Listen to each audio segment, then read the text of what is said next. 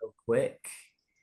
Um, but yeah, we're gonna do a little swap today. Brittany has some family things, and so we're actually gonna do Brittany first, and then we have a presentation just about this most recent chapter of Seven Habits of Highly Effective Teens. Um, should be a good hour, so we'll let Brittany get started, um, and then we'll take it from there. Cool. Can you hear me okay? Yeah? Okay. Wait, you can't hear me? Sorry, I had my screen covered. Can you hear me? Okay. Yeah. All right. And I made you guys the host. So when I leave, you'll be in charge. So I can't share my screen, so that's okay. I don't need to. Um, anyway, okay. So tonight, I wanted to just cover how we can like navigate some friendships, because in like a business world, in a personal world, in life, after you graduate from high school, we're always going to have these relationships. And so I put together like a little presentation on how to navigate these relationships. And so just a couple of things that I want you guys to be thinking about as I'm talking, and then, in the future are just a couple of questions. So this is just a little exercise I want you guys to just think of, just really fast. It doesn't have to be, you don't have to write it down, but think of someone you want to change. Could be your mom, could be your dad, could be your friend, could be your cousin, could be an aunt, uncle, sibling, whatever. Anybody that you want to change. Now think about why you want to change them. And if you could change them to be a certain way or act a certain way, what would you do? So like, for example, I have children. Um, and let's say I pick, child number 3. Well, I want this particular child to, when they see that there are dishes in the dishwasher, I want them to automatically put them when they see dishes in the sink or on the counter, I want them to put the dishes in the dishwasher. When I fold their clothes, I want them to put their clothes away because I spent all of this time putting their clothes away, and now I want them to do this.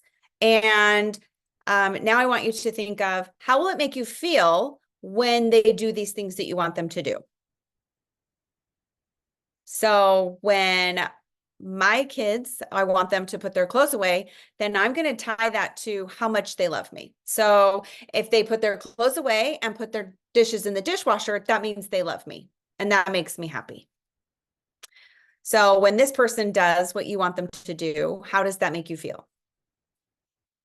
Okay, and then how do you feel when someone else wants you to do that? So let's say my husband was like, okay, Brittany, I want you to load the dishwasher every single time you see dishes in it, and I want you to put your clothes away every time I fold them. I don't want to see them on the counter. I think that's going to irritate me a little bit. But he's going to say, it's going to make me happy when you do these things, and it's going to show me that you love me. So then I'm going to know I'm loved by you doing these things. Well, that would be really nice if that's what he said, right? Like if he said, if you do the dishes, that means you love me. Because then now I know, right? Now I know, oh, I just have to do my dishes to show him that I love him. Great. Awesome. My kids just have to do their dishes to show them that they love me. Right. But like people don't always do what we want them to do. Right. And so this week I had a girl, and she was telling me, she was like, I want to look a certain way and act a certain way so that I can have more friends. And I was like, okay, like who doesn't want to do that, right? We all want to fit in. We all want to do things that, collect us friends and like do those kinds of things. And so I said, okay, well, what happened? What if so-and-so girl, so-and-so, let's call her Julie. Let's say Julie told Lisa, if you do these 5 things for me, then you can be my friend. So now Lisa is changing so that she can hang out with Julie. Now, when Lisa does all of these things that Julie wants her to do, Julie's going to give her a whole other list of things to do.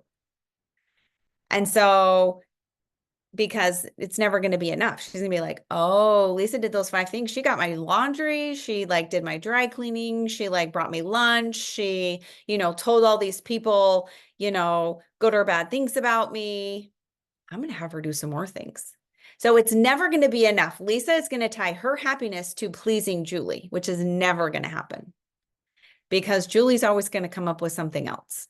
So what I want you guys to take from this is that we have a way that we want other people to act, to make us happy. Naturally, we're human. We just have to recognize that that's what we're doing.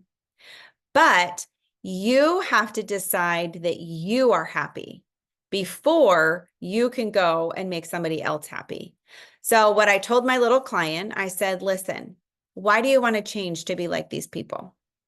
Why do you want to change who you are, what you do, just to fit in? And she was like, well, because then I'll be popular. Then I'll have a boyfriend. Then I'll have like all of these things. And I'm like, okay, well, how is that going to make you feel? She's like, well, then I'll be happy. I'll be happy when I have all these things. But guess what? You have to make your own self happy first. You can't depend on other people to make you happy. And this goes with any relationship. This goes with what we do here. This goes with your friends. This goes with your family. This goes with employers, employees, whatever. No one is going to make you happy. They are not going to be able to do that for you. You just have to choose to be happy. We hear all of this, right? We're like, oh, we get to choose our happiness, but like you actually can. Like me saying these words are just words. So if all you have to do is choose to be happy, like wouldn't you choose that? And if you get to be your authentic self with, among these friendships, then have you guys ever heard of like fitting in versus belonging? So like, what do you think the difference is, fitting in versus belonging? You can spout out the answer if you have it or know it. There's no right or wrong.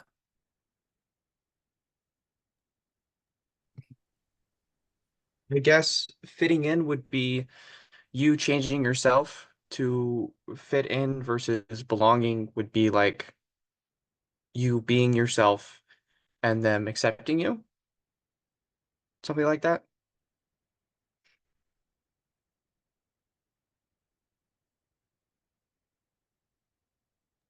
She might have frozen. Or You were frozen there for a Olives bit, are Brittany. frozen. Am I also frozen? Oh, you're good now. You're There good you go. now. You just look Okay, like you're I'm really like- pondering on Anthony's Like, that was answers. good. Everybody froze, including me. Perfect. Okay, it's my internet. Yeah, so when we choose to fit in, we're changing to be someone for somebody else. But when we choose to belong, then we are being who we are, and we get to the people who can see that we are who we are will flock to us instead of us, changing for somebody else. Oh, there's my timer. Okay, so what I want you guys to take from this is to recognize that we expect other people to make us happy, because we just do. That's part of being a human. But recognizing that that's what you're doing is huge. And then we don't want to change for other people. We want to change for ourselves, which is why we're doing this class or this boardroom and reading this book, this 7 Habits of Highly Effective Teens. This is how we're changing to better ourselves for ourselves. And what's making you be here, right? Like you guys are all choosing to be here. Maybe. But yeah, anyway, so I leave that with you guys and I'll turn the time over to Burke and Hannah. And I'm so sorry, I have to leave, but I will see you all in 4 weeks. Thank you, Brittany. Thanks, Brittany. If this for some reason goes kaput when I get off, I'm going to like sit here for a minute and just let me know and I'll restart it up for you. We can text you. I think we're good, but All we'll right. let you know. Okay, see you guys. Have fun. Perfect. Okay. Oh, didn't it go kaput? We are good. I really like what she said though. Just about not tying your happiness to what other people think about you. I think, especially when I was younger, that was something that was really hard for me. I wanted to fit in instead of find where I belonged.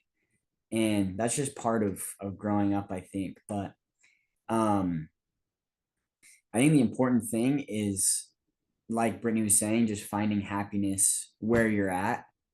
Um, finding finding confidence and happiness in your own self rather than tying it to other people and making other people happy all the time, because that can get really tiring and really draining and also disappointing when you do things and people don't act the way that you were hoping they would. And we'll kind of actually talk about a little bit further in this lesson, just about kind of how we can switch from that, because I think oftentimes it's natural to be either a people pleaser or to want other people to I guess Like you. yeah, want other people to like you. I think we all want people to like us, right? But just finding that confidence and happiness within yourself. So let's go ahead and share our screen here. I think this is the one I want to share. We are heading to New Zealand this Saturday. So this is where you're going to see so many tabs up here because we are just finalizing some aspects of our trip. So we are excited. Yeah, Awesome. That's Yeah. pretty cool. We're stoked. we're stoked. If you That's guys so watched- cool. I know, dude. Yeah. We're excited. If you've watched Lord of the Rings, then we're gonna be right there, right where a lot of that stuff was. Cool. Yeah. We So, actually are you Anthony? I'm guessing you're a Lord of the Rings fan. Just 'cause The you're- books, not the The book- movies. Oh wow. the books are probably better. But where the Yes. movies are filmed is the Shire. We can go visit the Shire. I don't think we are Oh, cool. biggest New Zealand or Lord of the Rings fans, but But we'll see a lot of the like where it was filmed. scenery. So, Oh, anyways, that's this week we're talking about habit number 4, and it's all about win-win. And to fully understand that, we're going to describe what it's not, and then get into how we can have a win-win mentality, a win-win personality, and win-win interactions with other people. Yeah. So there are a few kind of attitudes that we can have in our life, a few mentalities. There's the win-win that we're ultimately going to focus a little bit more on down the road. And there's win-lose, lose-win, and lose-lose. So with win-lose, it's kind of self-explanatory. You win and the other person loses. And at first glance, that it kind of seems like that happens a lot in life, right? With sports or different things like that. But with win-lose in this specific scenario, it involves a lot of pride and just making sure, I guess, having more of a scarcity mindset where there's a limited pie and I need to get the biggest piece of pie that I can, and it has to be bigger than your piece of pie for me to win and for you to lose. And so it's really focused on trying to get ahead of other people, rather than just trying to do your best and focusing on yourself type of thing in the regards to winning versus losing. And so yeah, it kind of cuts out the other person, focuses on putting yourself above the other person. And Hannah will read this quote, but it kind of sums up win-lose mentality in a nutshell. So this is by C.S. Lewis, and he's one of the greatest philosophers, writers of our generation. But he said, "Pride gets no pleasure out of having something, only out of having more of it than the next man. It is the comparison that makes you proud, the pleasure of being above the rest." And we'll talk about comparison later on, but kind of as Burke was saying, this is you competing against someone else and you trying to push someone down to get you up. All right, so this is a win-lose. You win, okay, like, yeah, sure, you won, but at what cost? And that's the loss. Yeah, and really quick for you guys, just based on this, what do you guys think are some of the downfalls of having a win-lose mentality? Why do you guys think that why do you guys think we should try and avoid a win-lose mentality?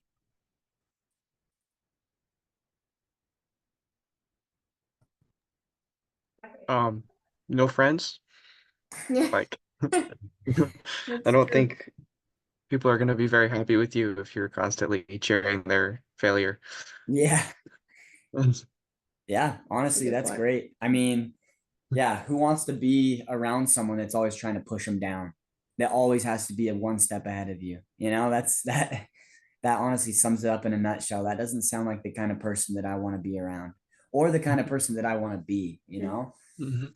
Um, that's a good answer. Thanks, Anthony. The second mentality that Mr. Covey talks about is a lose win. And he refers to this one as a doormat. And we found this little GIF. Yes, I say it GIF, not GIF. Okay. This dog on the doormat. You do not want to be the doormat as this dog is doing whatever it's doing. Okay. Basically, a doormat is you are letting people walk all over you. You are going with the flow. You don't stick to your values. An example that Sean gave in the book was let's say you and your friends want to skip class and your friends want to skip class and you do not want to skip class. You know you should be in class, but you're wanting to fit in and be with these friends, so you're letting them influence you and you skip class. All right. That's a lose because you lost your values or you didn't uphold your values, and maybe you won in the sense of you were a people pleaser. Okay. He talks about that you need to focus on what matters most. You know what? Maybe sometimes it is okay that you go with the flow, but don't ever go with the flow when it compensates for your values. Yeah, I think there's an important distinction between, um, being the doormat and also sticking up for yourself. Like we obviously want to compromise when we can. We want to be like, we don't want to always have it to, or have to have it our way, or like my way or the highway. But when it comes to the things that are most important to you, like what Hannah was saying, like those are the things that you can't let yourself get pushed around by. If you're losing in the sense of you're giving up your values so that someone else can win, those are the things that you have to stick up for. Um, like if how what kind of feelings do you guys think? I'll pick on you, Jaden, okay? Since Anthony, we've got basically two people to pick from today.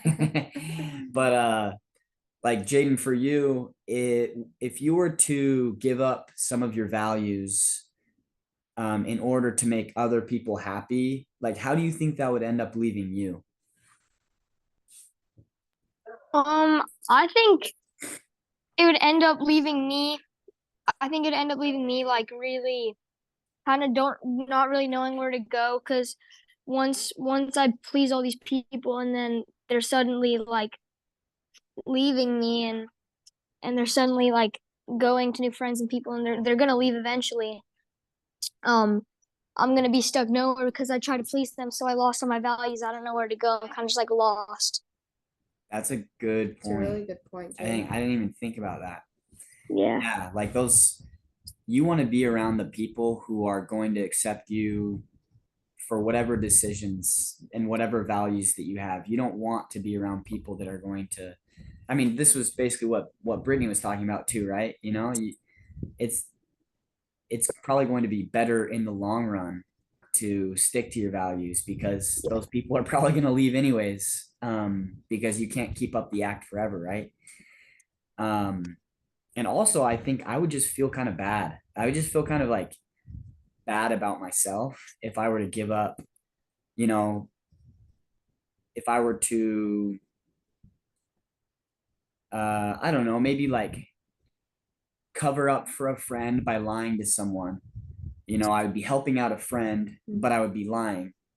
You know, maybe it would feel good at first because you're kind of trying to fit in and make friends with that person. But I would ultimately feel kind of bad about myself for like integrity is really important to me. If I were to give that up just so I could have a friend for just, you know, that short period of time, it probably wouldn't feel that good in the long run. So, yeah, it's just so important that we decide the kind of people we want to be, stick for the things that matter.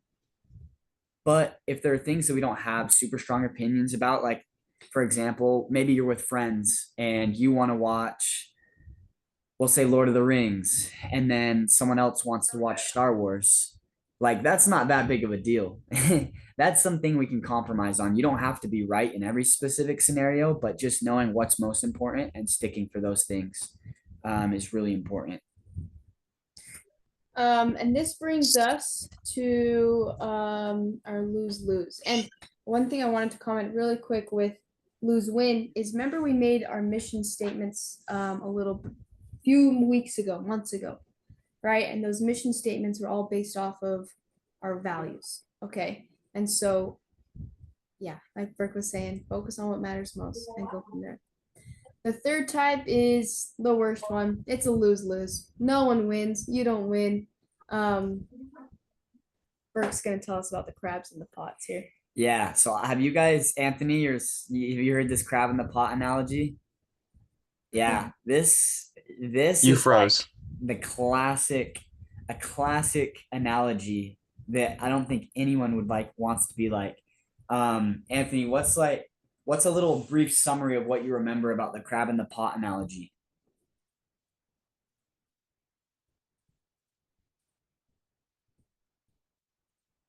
I think you might be frozen.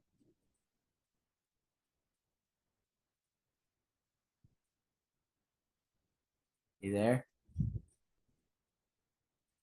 Well, Jaden, can you hear us? I think we Yeah, I lost. can. I think we Okay. lost Anthony. I can hear you guys. Okay. Okay, Just well- maybe wait to see if Anthony. Oh, he's probably just gonna come back in. I've never heard of the "don't be a crab in the pot" analogy. Oh yeah, Crab in the this pot? is a good I've one. never heard of You that. know what, Jaden? I hadn't heard about it till this too. Yeah. So, Yeah. I guess I'll just share it. And we'll see if Anthony comes back in.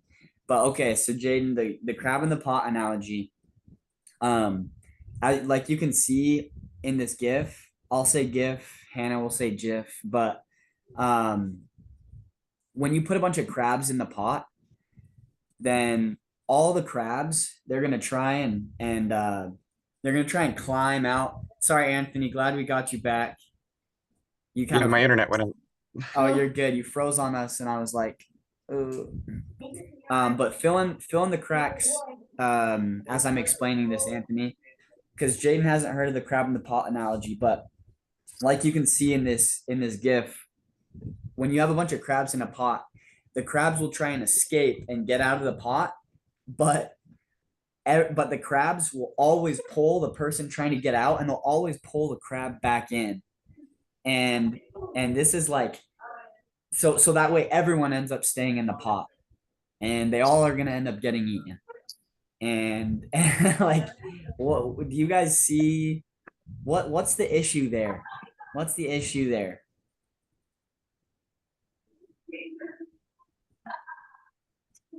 No one makes it out, right? Yeah. They're gonna keep dragging each other down. Yeah. it's a lose-lose. No one's winning. And so if we apply that to life, how many times do we get in a bad mood and we're feeling down, and even if someone else is having a good day, we just got to drag them down, you know? Like I've done that. Yeah. I wish I was perfect, but I'm not. I've been a crab in the pot before. Like if I can't be happy, no one can be happy. That's basically what the crabs in the pot are doing. And you know, I think it's pretty obvious why that makes the lose-lose, the worst situation to be in and the least ideal? We're gonna watch this clip, and then this clip it's a comedian, and the whole title of the clip is if coaches were honest after a game. And so it's not a real coach, but this is him, a comedian after a game. And so focus on who does he put the blame on, and how is this a lose-lose? And then please stop us if you can't see it or hear it, okay? Hey, coach, is there anything you want to change? I mean, I don't know what you want me to tell that. Everybody's like, football's a team game. Okay, it's not a team game. Okay, I did my part. All right, I put in a great game plan. I mean, these players, they're horrible. My players are no good. I mean, everyone's like, no excuses. I got, you know what? I got 22 excuses. 11 on my offense and 11 on my defense. Our offensive coordinator is terrible. He gets half of his plays off of Madden rookie mode. I mean, the guy is no good. You know, our offensive line, it's like Obama's immigration policy. Let everybody through. Do we have a chance next week? No, we don't. We're 0-8. We're not good at football. I got 3 white receivers. Our red zone defense is like Oprah. Like, you get a touchdown, you get a touchdown, you get a touchdown. Our quarterback, look at the playbook. We put in plays for Peyton Manning. He plays like Cooper Manning. I mean, the guy's just not good at football. No credit to the other team. Okay, the other team is awful. We tried to recruit bigger, better players to come play for us, but they went to good schools. I put in the game plan. These kids can't execute. Third down, terrible. I know we need better players. I get it. We can't win with the product we got in the field here. Like, I'm down to Rick Pitino some guys if I need to, but not at this level. I'm not going to jail for these kids. I mean, they're all talking in the locker room like, we're a team. We're in this together. No matter what happens, we're together. Like, not me, dude. I'm out of here. This team's terrible. All right, so kind of silly little video, but who did he put the blame on first off? His team. Yeah, everyone, all of them, all of his players. Okay, so how is this a lose-lose situation? Is he benefiting? No. No. He just looks dumb. Yeah, he's not winning, and his players aren't winning. Okay, so you'll see this in sport. You rarely kind of see this in sports, but there's a funny, silly example of lose-lose. So don't be a crab in the pot. All right, don't bring others down. With you. Hey, coach, is there anything?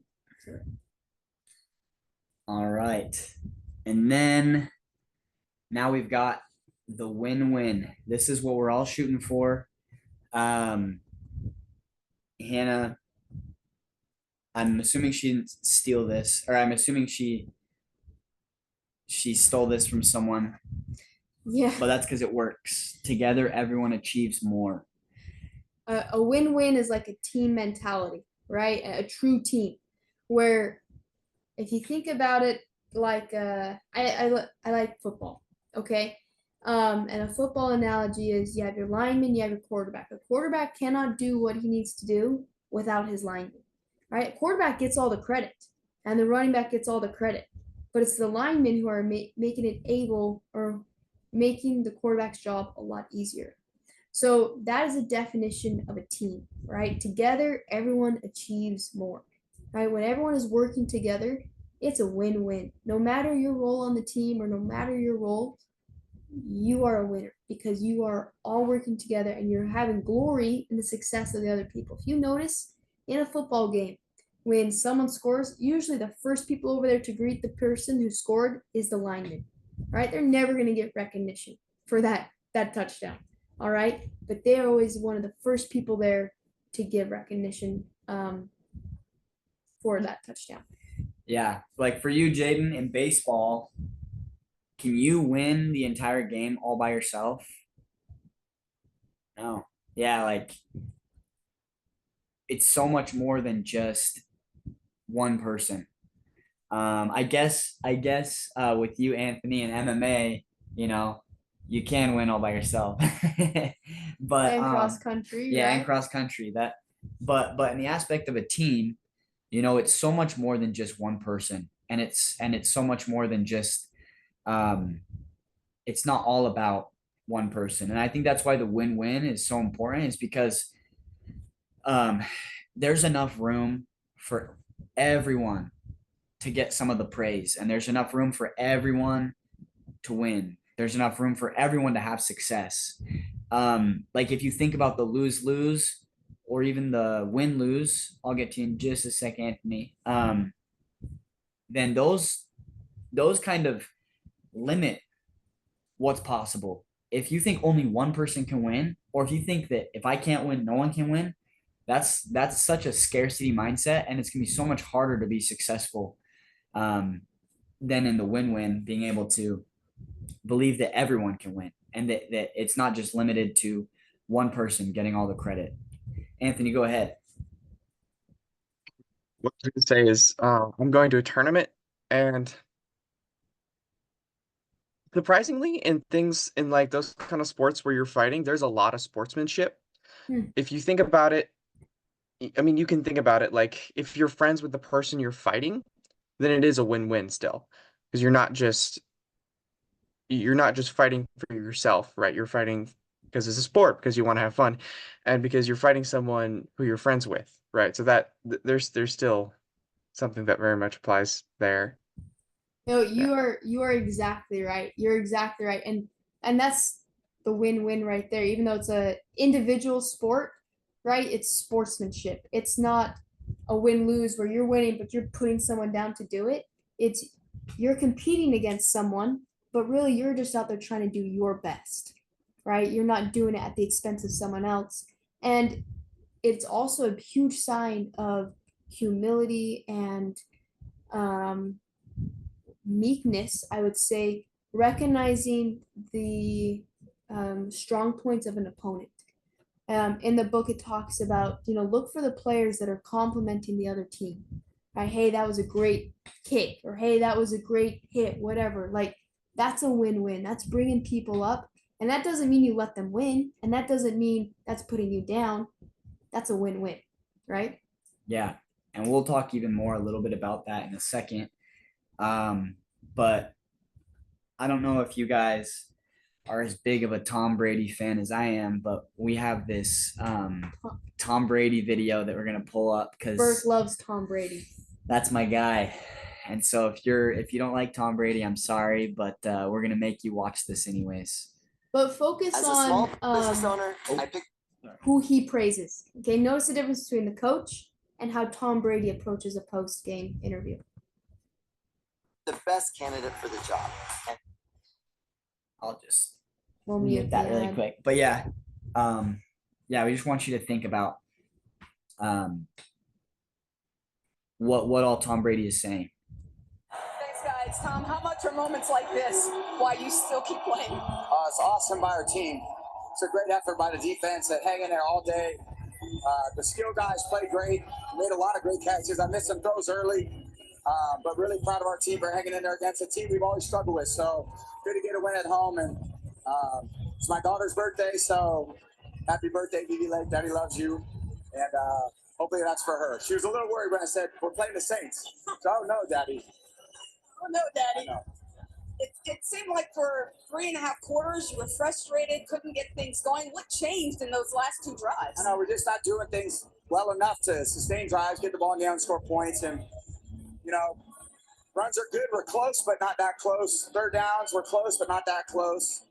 Had a few shots, some big plays, missed them close, but not close enough. And then made some plays at the end. So that's what it takes. 4th and 4 on your side of the field in the fourth quarter. You wanted to go for it. Got overruled. What did you think of that decision at the time? Yeah, well, great job by Coach Bowles. I give him all the credit. That's what he wanted and how it turned out. So I'll take it. So you got enough points, but you've been saying you need to score more points. Where do you go from here to get the offense clicking to where you want it to be? We're going to keep trying to score more points. We play the #1 defense in the league on Sunday in San Fran, and they're a great team. So we got to go figure out how to get a win there. It'll be tough. Thank you, Tom. Congratulations, and happy birthday to your daughter. Thank you. All right. So did you notice who he praised during that interview? How many times did you hear him talk about himself in that? Barely any. Yeah. Barely. And what I thought was interesting, the interview asked him, "Hey, at the end of the game, the coach made a call that it seemed like you didn't like. What are your thoughts on that?" And he's like, "Hey, coach made a great call. It worked out for us." He recognized it. He was humble, win-win situation. Yeah. I think that, whether or not you like Tom Brady or whoever, like the things that you can take from something like that are so cool because typically the quarterback is going to be the captain of the offense or the captain of the team. And during a win, that typically the quarterback is going to get a lot of the praise. But as soon as they try and praise him, he just points to the team, and not only that, he talks about he kind of hints at how good the Saints were. He actually talks about his respect for the upcoming opponent. You could probably relate to that in MMA and those tournaments, Anthony. Like you always show respect to your opponents, right? And what do you think? Why do you think it's so important to, even in a competition, when lots of times people want you to be cutthroat? Why is good sportsmanship and why is showing respect for your opponents so important?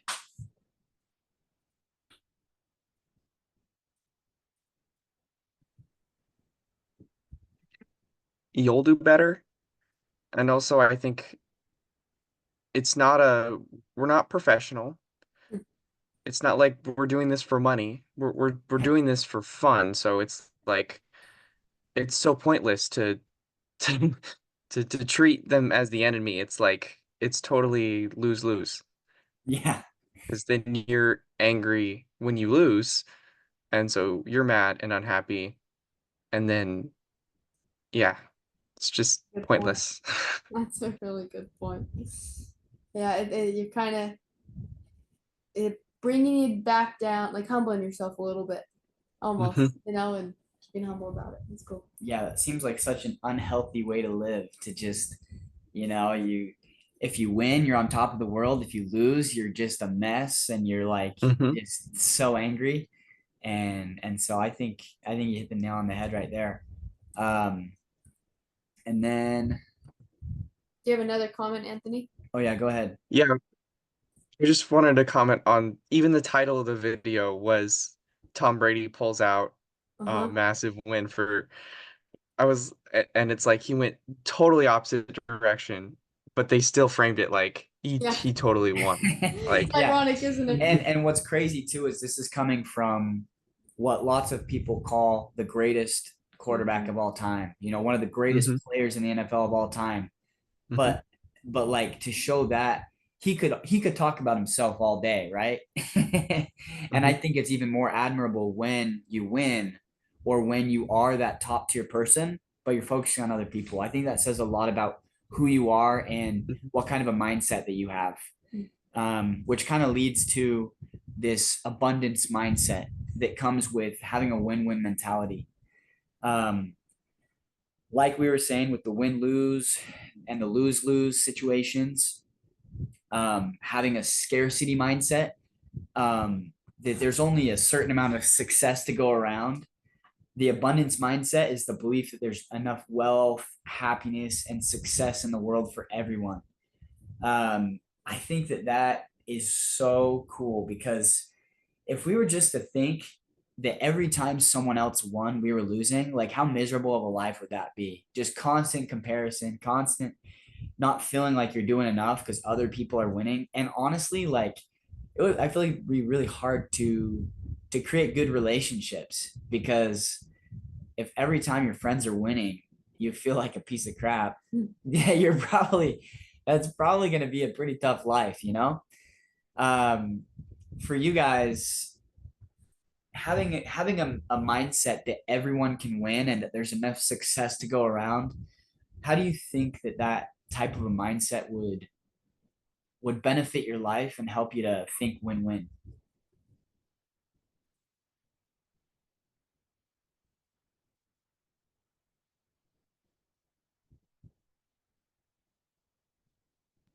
I think. Um, Go Jaden, ahead. Go ahead, Jade. Okay. I think that just honestly overall, you're winning, and your friends winning. I think overall it's just a more happy and I don't know, more like what's the word?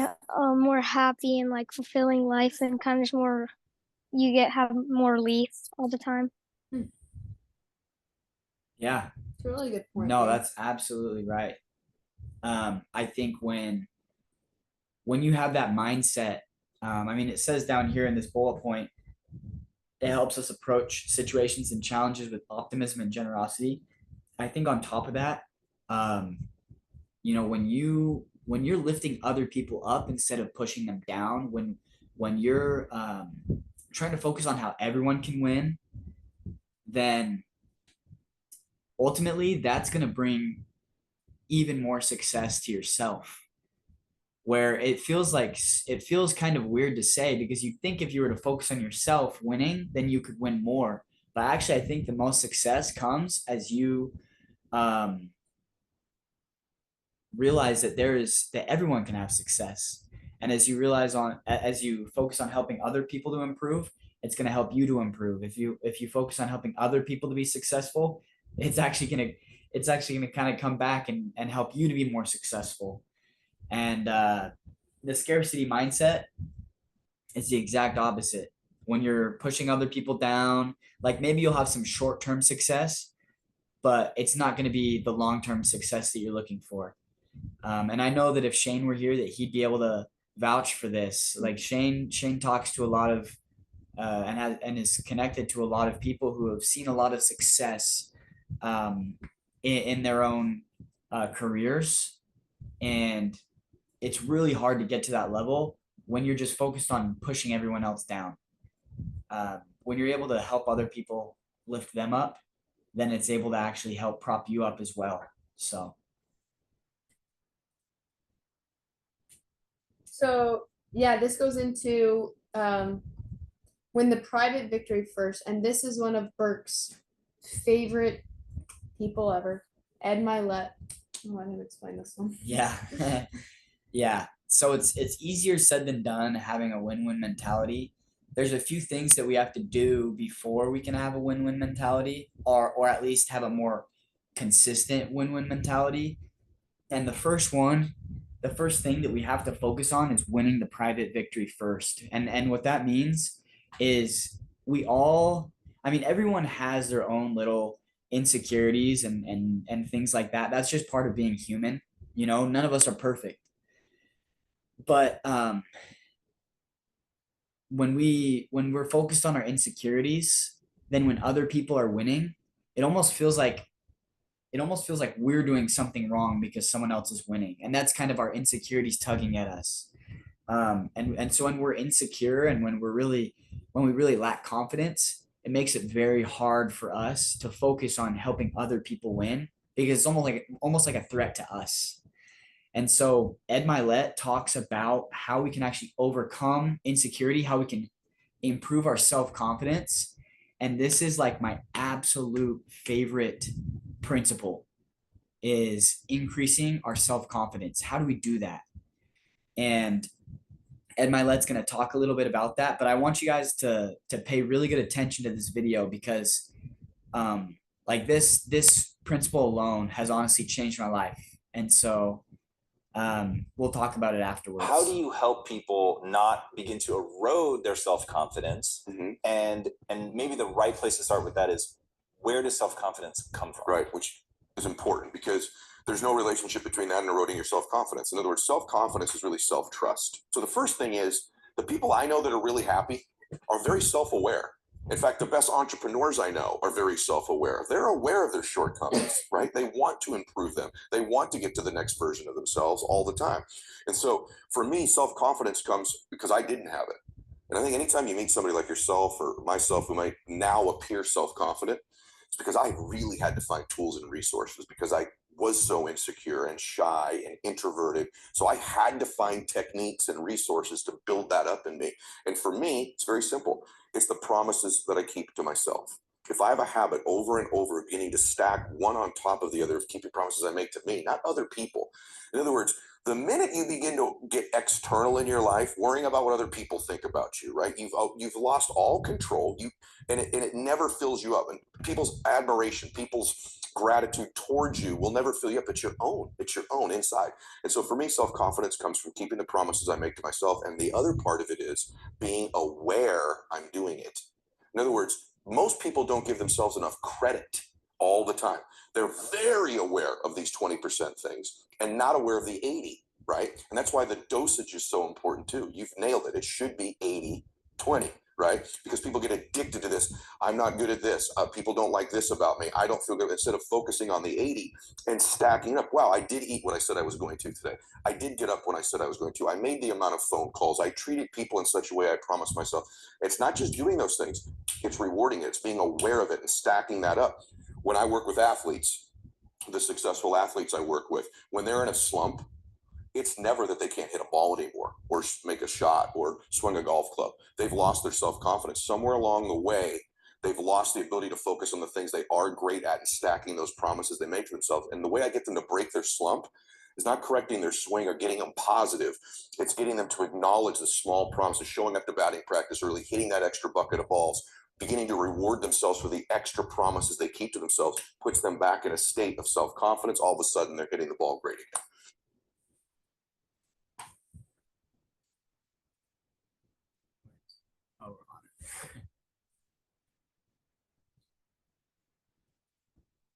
So how did he say we can overcome insecurities? Self-confidence. Yeah. Yep. And go ahead. Oh, sorry. I was just gonna say, and the way he said that we overcome or that we build self-confidence is by keeping the promises that we make to ourselves. So, sometimes we say we're gonna do one thing, but we don't actually do it. What we're saying we're gonna do and what we're actually doing aren't in alignment. And that makes it really hard to trust ourselves. When we can't trust that what we say we're gonna do is what we're actually gonna do, then it makes it very hard to be confident in ourselves. And I hope we can understand this process here that we're taking you through to have that win-win, right? To be a true competitor, or kind of just relating this into sports, you have to have that self-confidence, knowing that whatever that other person does or however good your opponent is, respecting them, it doesn't affect who you are, right? And it doesn't affect the confidence that you have. And so that's why you're winning the private victory first. That private victory is between you and you, right? And focusing on and keeping those promises and the goals that you've worked to help us have that confidence so we can be win-win. Yeah, and the reason this principle is so important to me is because, like, there were periods in my life where I didn't have the self-confidence that I wanted to. And one thing, I actually had seen this Ed Milet quote, and it stuck with me my entire life or I guess ever since I heard it. Because I always said that I wanted to go to the gym more, or that I wanted to, get in better shape, things like that. And I wasn't doing it. Or I'd say that I want to be a morning person, and then I would sleep through my alarm. And, it was really hard. It was like, okay, I would tell myself, okay, I'm going to wake up in the morning. But then I knew I wasn't going to, because I hadn't for the last couple of years. But as soon as I started to say that I was going to do those things, and then to actually started to do them, then that's when my perception of myself changed, and I was able to actually feel confident. I didn't feel like other people being successful was a threat to me. I felt confident in the person that I was, and so I wasn't even focused on them necessarily. And so I just know that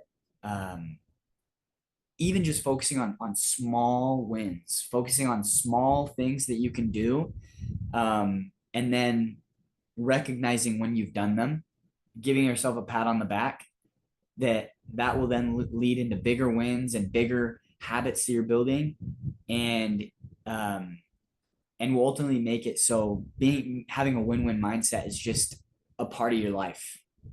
And I couldn't say anything more about it, but I think it's such an important topic to cover.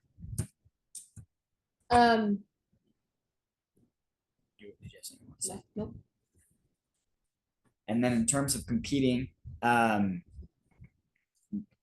there's two different, I guess, things that make it hard to have a win-win mentality. And one of those other things is competing in the wrong way. So, I mean, you guys all know Star Wars, and just like in Star Wars, there's a light side and there's a dark side of competition. Anthony, we already kind of used your tournaments as a way to talk about the light side of competition, where you're striving for excellence yourself. You're just trying, it's you versus you.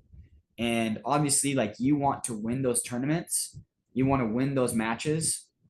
But when you do win those, it's not about putting yourself above your opponent. You're respecting your opponent and you're having good sportsmanship, but you're just focusing on competing so that you can push your own limits and be the best person that you can be, instead of using competition to put yourself above others and making and crumbling when you lose and puffing yourself up too much when you win. And tying along with that, comparison is the thief of joy, right? And I'm just gonna go through this quickly because of time, but the win-win is not comparing, okay? Like Burke was saying with the light side and the dark side, the light side is you versus you. In the book, it talks about two different types of trees, the poplar tree and the bamboo tree. What's unique about the poplar tree is within 3 years, it stands about 15 feet tall. And at its very peak, it hits about 30-ish feet. Now, a bamboo tree, if you plant a bamboo seed, it does not grow. You do not even see it till year 5. Okay. But after year 5, it shoots up like crazy and gets it to be about 90 feet tall. Now, if you're comparing the first 5 years of the poplar tree and the bamboo tree, okay, and if they're side by side, that bamboo tree is looking over the poplar tree and saying, why can I not get as tall as this tree? I'm nothing compared to this poplar tree. All right, little does the bamboo tree know what's in store for it. Little does it know that it's going to get more than or about 3 times the size of the poplar tree. So a bamboo tree, figuratively speaking, could ruin its whole process of growth because it's comparing itself to a tree that ultimately it's going to get taller than. And so comparison, like I said, is the thief of joy. That can take away from the process of becoming the people that we're supposed to be and take us away from this win-win mentality. If we're comparing ourselves to our opponents, or we're comparing ourselves to our friends, our teammates, whatever it is, that's a win-lose, or even a lose-lose. All right. Having a win-win mentality, there's no comparison. It's celebrating the victories of other people, and it's also acknowledging your strengths and what you bring to the table. Yeah. Jaden, who's your favorite professional baseball player? Probably Ketel Marte. Heck yeah. Good choice. If you, as you are right now, if you started going to baseball practice and comparing yourself to Ketel Marte, you probably feel pretty bad about yourself, right? Like, Yeah. I can't hit a ball 450 feet like Ketel Marte. Yeah. Why am I even trying? But he is 20 years past, or I guess 15 years further than you. Mhm. And he's playing in the like the best league for baseball in the entire world. If we focused on if we compared ourselves, or I guess even Anthony and with MMA, maybe there are some people in your tournaments who are farther along than you are in terms of like how long they've been involved in the sport. If you're focusing yourself, or if you're comparing yourself to other people who are further ahead or at different stages in their sport than you, then it gets really demoralizing. Like, why am I not where they're at? Like, we're all at different stages in our life. We're all at different stages in all the things we're trying to accomplish. And if we compare ourselves to others, it makes it so hard to really progress because it just gets very, very demoralizing and very,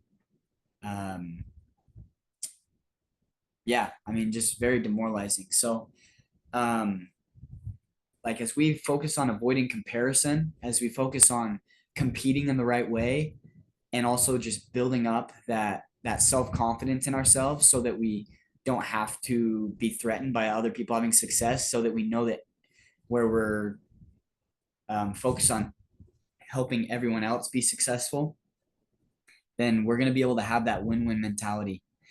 And just some baby steps to get there, and then we'll get going. But just kind of in conclusion, we want you to focus on one thing for this upcoming month to help you with a win-win. And this is some baby steps we put here on the screen that were suggested in the book. But you can either choose one of these or choose one that you want that's going to help you have more win-win, more fruitful, joyful life this month. And stick to it. All right. Be dedicated, be disciplined, and stick to it. Yeah, that's all we had for you guys. Let's see, I'll stop sharing, but thank you guys for being on the call. Sorry we had such small numbers today. My siblings were doing something, so they weren't able to make it, but We yeah, appreciate you guys. yeah, And you're awesome. yeah, our next call will be October. Let me find it. October 27th. So that might be around the time when you have your half marathon, Anthony. But yeah, let us know how that half marathon goes, and let us know how baseball goes, Jaden. But we'll catch you guys next month. Thank you so much. Yeah. Hey, thanks, Bye, guys. Thank you. See Yeah. ya. No Bye. problem. Bye.